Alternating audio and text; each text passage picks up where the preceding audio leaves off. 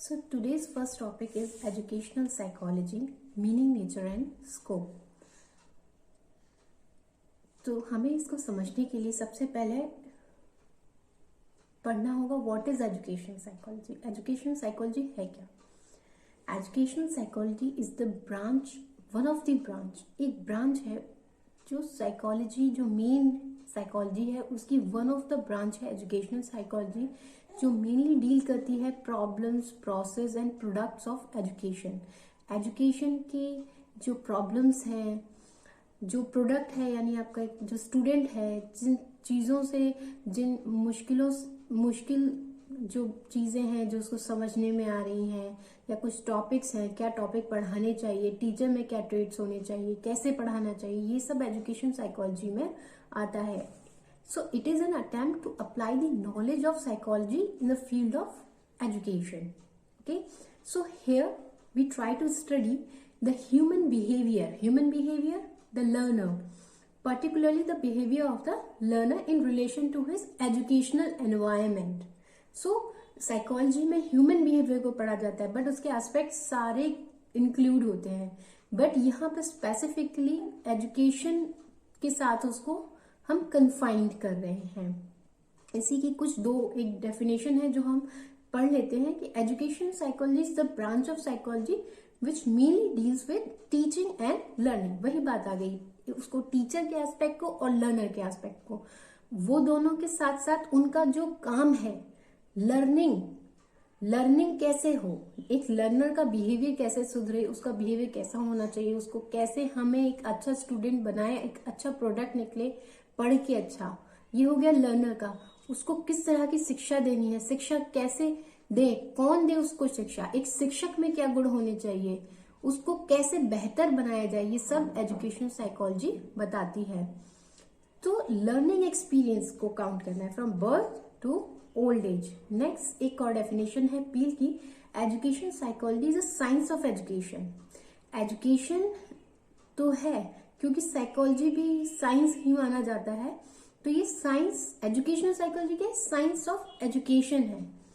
Thus psychology applied in the field of education for improving the methods and the products of teaching learning process। वही बात है, in a scientific way। ये आपको ध्यान रखना है कि एजुकेशन साइकोलॉजी है वो टीचिंग लर्निंग के प्रोसेस को सुधारने के लिए इन अ वेरी साइंटिफिक वे। ऐसा नहीं आप कुछ भी कर लें, वो एक scientific particularly step by step आप एक रिसर्च करते हो, उसके बाद कुछ कंक्लूजन निकलता है, उस एक्सपेरिमेंट के थ्रू वो आप जो रिजल्ट निकलता है आप उसको जनरलाइज कर पाते हो सिमिलर सिचुएशंस में।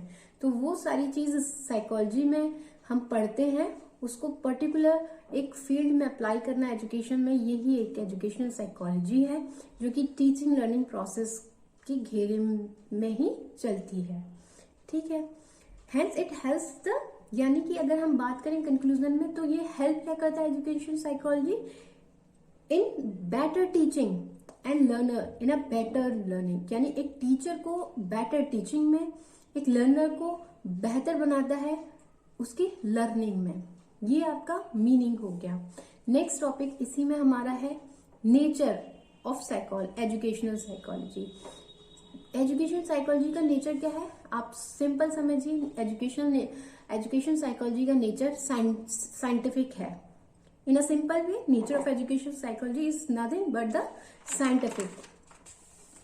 It is a well-organized body of facts, ठीक है, which is constantly in searching of the truth। यानी एक साइंस क्या है, एक ऑब्जेक्टिविटी होती है साइंस में जो ट्रुथ के ऊपर कार्य करती है, फैक्ट्स के ऊपर कार्य करती है, वही चीज इसी में है। आप पढ़िए पहले इसको, education psychology is a well organized body of facts which is constantly in search of the truth, that is studying the behavior of learner in relation to his educational environment। इसका मतलब ये है कि एजुकेशन साइकोलॉजी एक well organise, ऐसा नहीं है हैफिजर्डली कोई भी चीज आप किसी पे भी अप्लाई कर दे, एक वेल ऑर्गेनाइज्ड है कि इसका प्रोसेस है स्टेप बाय स्टेप। ठीक है, इन सर्चिंग ऑफ द ट्रूथ, सत्य को खोज के कि भाई कुछ लर्निंग थ्योरीज हैं जैसे, तो वो सब साइंटिफिकली बनी है, ट्रुथ को खोजा गया है कि कैसे कब कहाँ करना चाहिए। एजुकेशन एनवायरनमेंट में। ओके, स्टडिंग, ताकि हम बच्चे का बिहेवियर पढ़ सकें। कोई बच्चा क्लास में अगर ज्यादा ऊधम कर रहा है तो वो क्यों कर रहा है, वो ज्यादा ऊधम, इसको भी हमें पढ़ना है। उसको कैसे सुधारें, उसको कैसे पढ़ाई की तरफ उसकी रुचि लाए, ये सारी चीजें हैं in relation to his educational environment. यानी स्टडी हमें करनी है बच्चों के बिहेवियर की एजुकेशनल एनवायरनमेंट में, साइंटिफिक वे में। तो हमने पढ़ा कि एजुकेशन साइकोलॉजी का नेचर जो है साइंटिफिक है, जिसमें बच्चों के नेचर, बिहेवियर, लर्नर के बिहेवियर के बारे में पढ़ना है, एजुकेशनल एनवायरनमेंट के बारे में पढ़ना है साइंटिफिक वे में। एक चीज़ और ध्यान रखनी है कि जो इसकी फाइंडिंग्स होती हैं, जो भी एजुकेशनल साइकोलॉजी में जो बातें हम पढ़ाते हैं या फिर जो भी एक्सपेरिमेंट इसके अंतर्गत आते हैं, वो परमानेंट नहीं होते। उसकी जो फाइंडिंग्स होती है वो चैलेंज की जा सकती हैं, और वो समय समय जो लॉज हैं वो मॉडिफाई होते रहते हैं, क्योंकि लेटेस्ट एग्जामिनेशन एक्सपेरिमेंट होते रहते हैं। अतः इससे ये सिद्ध होता है कि इसका जो नेचर है वो साइंटिफिक है, क्योंकि इसकी जो फाइंडिंग्स है बिल्कुल परमानेंट नहीं है।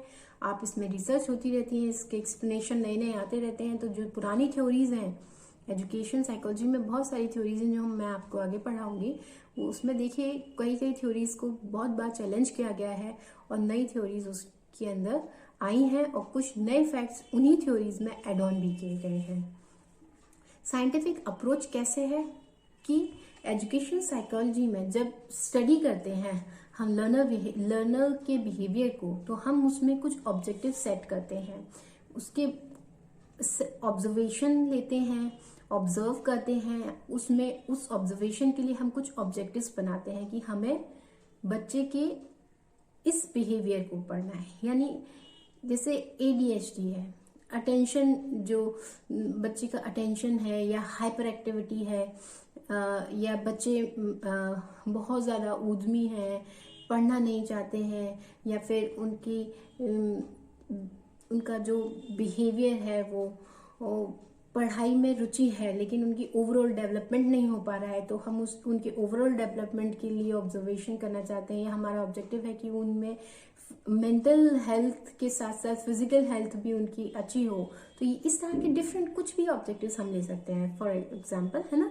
तो हमें ऑब्जर्व करना है, उसमें ऑब्जेक्टिव्स होते हैं, उसमें हम कुछ कंट्रोल्ड एग्जामिनेशन भी होते हैं कि कुछ बच्चे जिनको पुरानी विधि से पढ़ाया जा रहा था, ठीक है, वो कंट्रोल, और कुछ बच्चे उसी में से हेट्रोजीनियस, सभी तरह के बच्चे दो ग्रुप में रखे, और जो दूसरे बच्चे हैं उनको उस नई विधि जो हमें लग रहा है कि ये ज्यादा कारगर रहेगी, उस विधि से पढ़ाया गया, फिर दोनों का कंपैरिजन किया गया। तो इस तरह के एग्जामिनेशन होते हैं, ये कंट्रोल एग्जाम, क्लिनिकल एग्जामिनेशन भी कभी कभी होते हैं, जिसमें क्लिनिकल एग्जामिनेशन मतलब जहाँ पे एक लैब में, लेबोरेटरी में कुछ एग्जामिनेशन होते हैं, फिर उसी तरह से उनके रिजल्ट जो होते हैं जनरलाइज किए जाते हैं कि भाई लर्नर जो बच्चे हैं, इनके जो डेवलपमेंटल स्टेज है उसके अकॉर्डिंग इन बच्चों को इस तरह से पढ़ाया जाए, और लॉ ऑफ लर्निंग्स भी हैं उसी तरह से, वो उन्हीं को जनरलाइज किया जाता है कि 4 से 6 साल के बच्चों को इस तरह से पढ़ाया जाए, पहले से दूसरी साल के बच्चों को, पहले से दूसरी क्लास के बच्चों को इस तरह से पढ़ाया जाए। तो ये जनरलाइज किया जाता है, ठीक है। सो इसका जो नेचर है वो मेनली व्हाट एंड व्हाई पे होता है, ऑफ द प्रेजेंट, ना कि हम पास्ट के बारे में हम कोई बात नहीं करते हैं। Thus like science, its result are sufficiently reliable, इसके रिजल्ट्स जो होते हैं रिलायबल होते हैं, आप उन पर विश्वास कर सकते हैं, and can be use for predicting the behaviour in a similar situation. वही बात है कि आप प्रेडिक्ट भी कर सकते हैं सिमिलर सिचुएशन में कि ये इसके रिजल्ट, इसके हम बिहेवियर बच्चे का कि आगे चल के ऐसा होगा। अगर बच्चा बहुत ज़्यादा पढ़ने में अव्वल है, और तो हम उसका फ्यूचर बिहेवियर कर सकते हैं कि वो सिंसियर होगा। फॉर एग्जाम्पल, एक बच्चा बहुत ज़्यादा क्वेश्चन पूछता है, तो हम बता सकते हैं कि वो बहुत ज़्यादा क्यूरियस है और वो नॉलेज बहुत गेन करना चाहता है। तो उसको हम किस मेथड से पढ़ाएं, न केवल आप अगर उसको डांटने लगेंगे तो वो पढ़ना बंद कर देगा या सवाल पूछना बंद कर देगा, तो उसकी क्रिएटिविटी रुक जाएगी। तो उसमें चाइल्ड का भी एक चैप्टर है जिसमें आपको बताया जाएगा कि ऐसे बच्चों को किस तरह से पढ़ाया जाना चाहिए, गिफ्टेड बच्चों को किस तरह से पढ़ाया जाना चाहिए। ठीक है, ये हो गया इसका नेचर। नेक्स्ट जो आपका टॉपिक है इस चैप्टर में उस है scope of education psychology. Education psychology का स्कोप क्या होना चाहिए? So education psychology is the science of education which mainly deals with the problems of teaching and learning. वही सेम बात है कि टीचिंग लर्निंग की जो प्रॉब्लम्स हैं उनको कैसे सॉल्व किया जाए, ये इसका दायरा है। स्कोप मीन्स दायरा। And helps the teacher in his task, यानी ये दोनों टीचर को भी मदद कर रहा है और स्टूडेंट को भी मदद कर रहा है कि टीचर को मदद कर रहा है कि वो अपने पढ़ाने के तरीके को बेहतर बनाए, to in his task of modifying the learner behaviour and bringing out the all round development, bringing out the all round development of personality. ठीक है, आप बच्चे का ओवरऑल विकास करिए। ऐसा नहीं है कि एक पहलू बच्चे का सुधर जा रहा है और दूसरा पीछे रह जा रहा है, यानी कि उनकी इंटेलिजेंस बढ़ रही है but physically they are not so much active and mentally they are gaining knowledge. No, उस नॉलेज को सही इस्तेमाल करना, कॉन्फिडेंस लेवल आना उनमें, उनका फिजिकल एक्टिविटी, मोटर एक्टिविटी भी उतनी ही अच्छी होनी चाहिए, तभी तो उनका समाज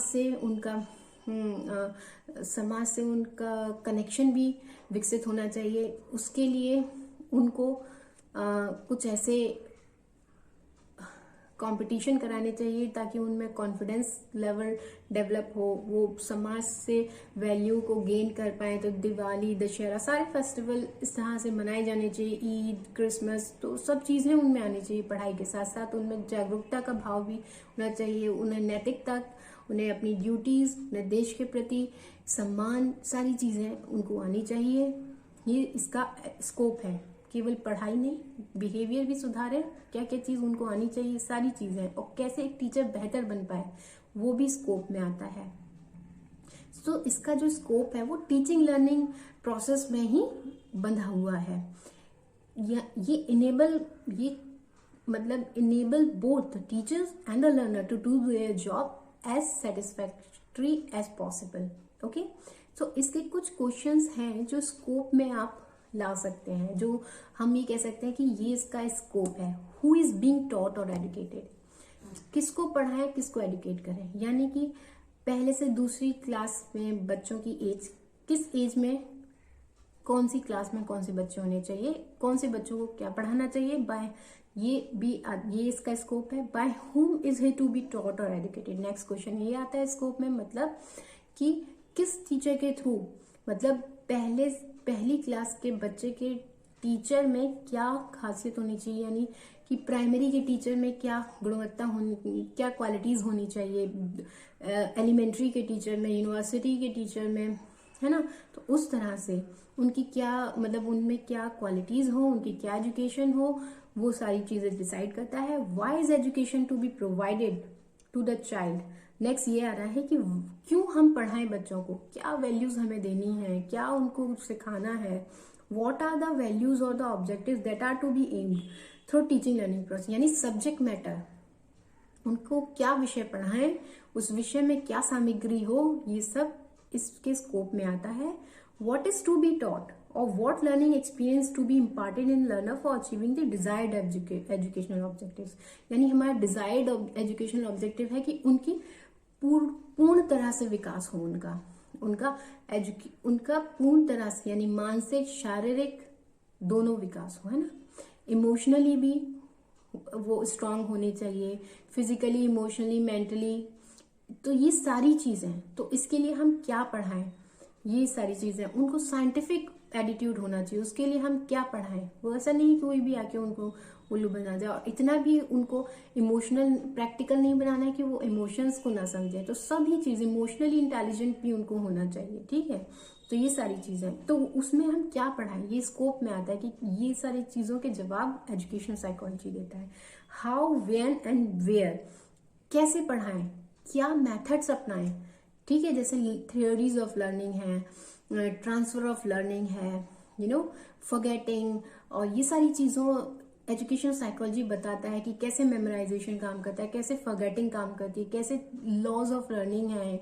सब पढ़ेंगे आप तभी आपको समझ आएगा कि कैसे इन सब चीजों की विषय के बारे में जानकारी करके आप बच्चों को बेहतर शिक्षा प्रदान कर सकते हैं, बेहतर तरीके से, जो लंबे समय तक उनके काम आए। कब पढ़ाना चाहिए? सुबह के, जैसे स्कूल सुबह का बच्चा पढ़ा हुआ अच्छा होता है, उसको याद ज्यादा रहता है, एनर्जेटिक बच्चा होता है, लेकिन ज्यादा लंबे समय तक नहीं पढ़ाना चाहिए, उसमें इंटरवल देना चाहिए। सब एजुकेशन साइकोलॉजी में है, तो ये सब वही बताता है। And where should these learning experiences, और कहाँ, एजुकेशनल एनवायरनमेंट कैसा होना चाहिए, बहुत ही मोटिवेशनल होना चाहिए। मोटिवेशन और ये सब internal motivation, outer external motivation, ये सब एजुकेशनल साइकोलॉजी बताता है, जिससे बच्चा पढ़ने में रुचि रखता है। ये सब इसके स्कोप में आता है, ठीक है। For achieving the desired education, ये सब चीजों का जवाब, जो एक डिजायर्ड ऑब्जेक्टिव क्या है कि बेहतर लर्नर प्रोडक्ट एजुकेशन का अच्छा निकले। ये सब टीचिंग लर्निंग प्रोसेस इसका स्कोप में आता है एजुकेशन साइकोलॉजी के। Thank you so much. जय हिंद।